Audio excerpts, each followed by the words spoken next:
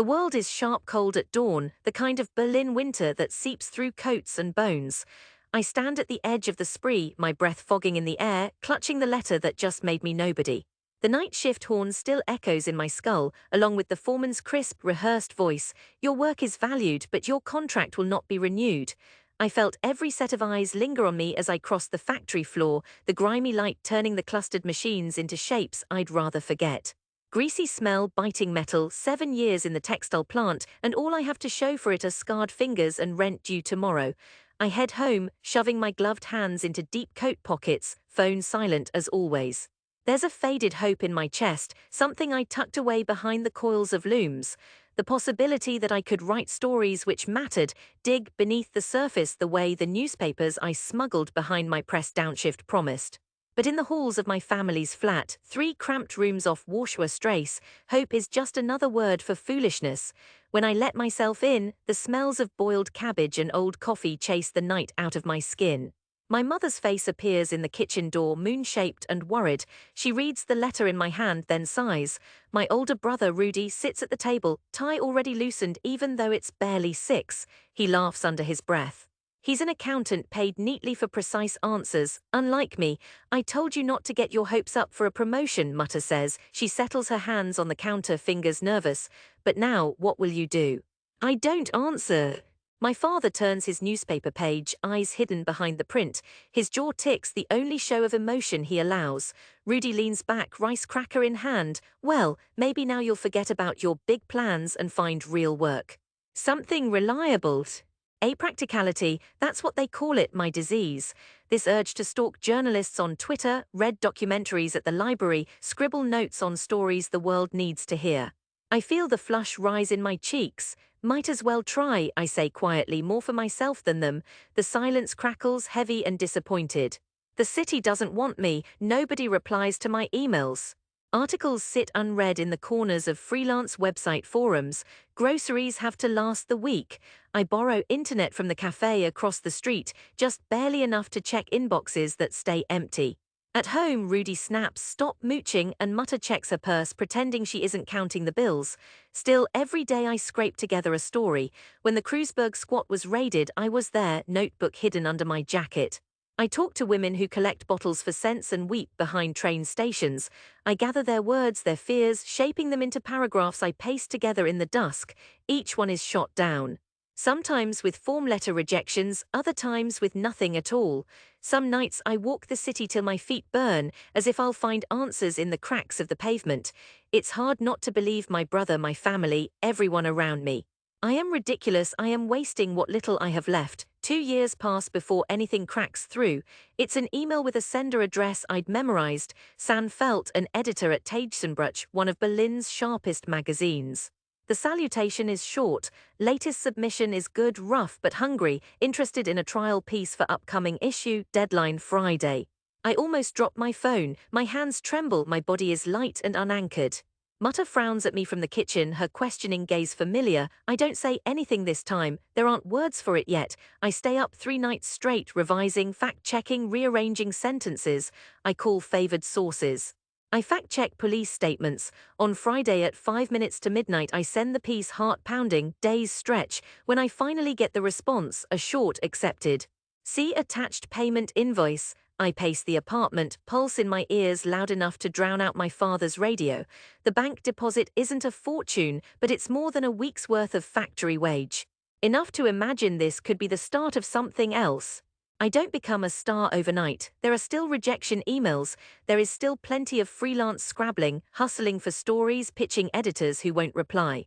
But Rhea, a photojournalist I meet at Tagesenbruch's break room, takes a real liking to me. She's sharp, curly-haired, and never takes no for an answer.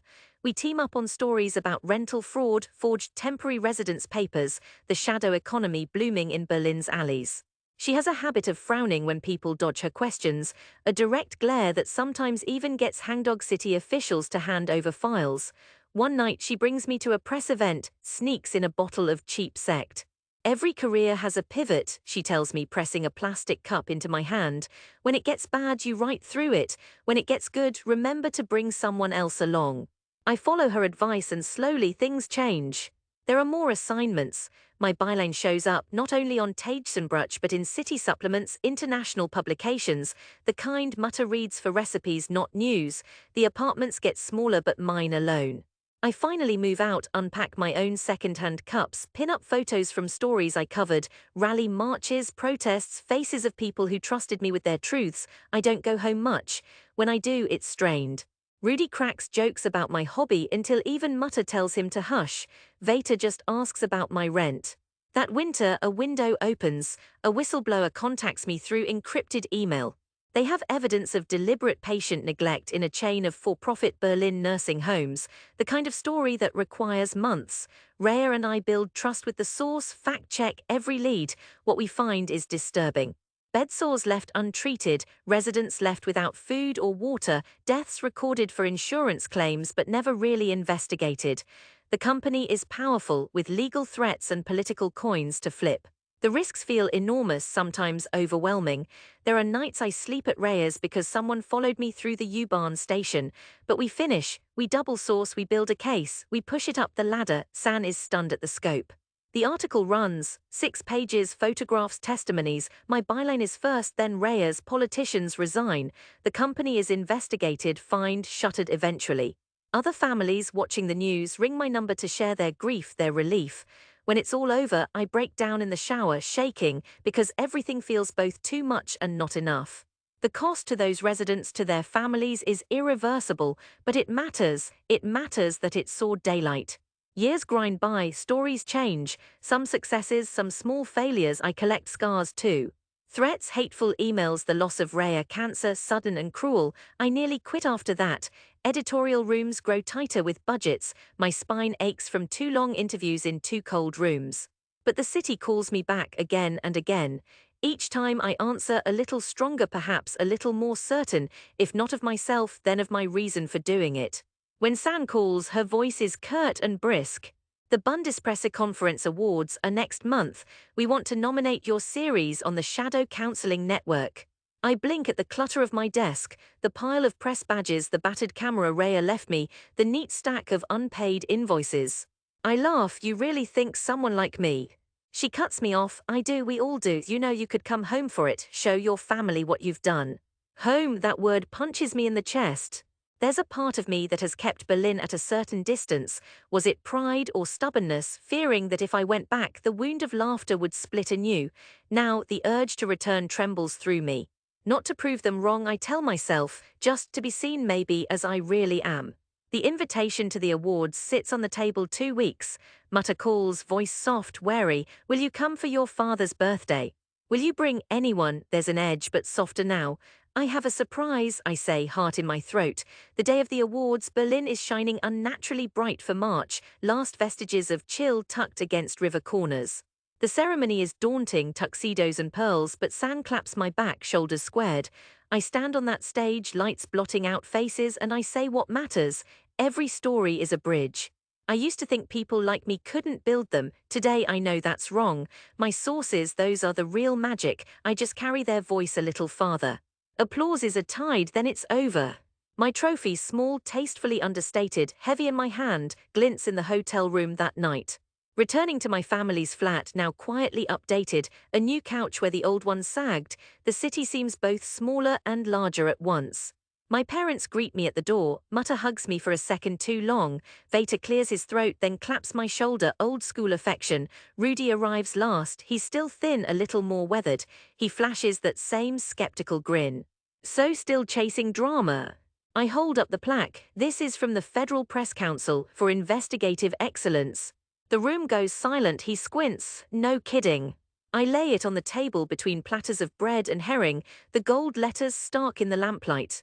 Mutter stares. Vater's eyes finally meet mine, not proud exactly but weighted, considering. I reported on things that help change the system, I say quietly, not a hobby. Not dramas. Mutter's hand trembles as she reaches to touch the plaque. Her face twists, the years of worry and doubt surfacing then receding. We never thought. Vater's voice is rough. You did it. That was on TV last year.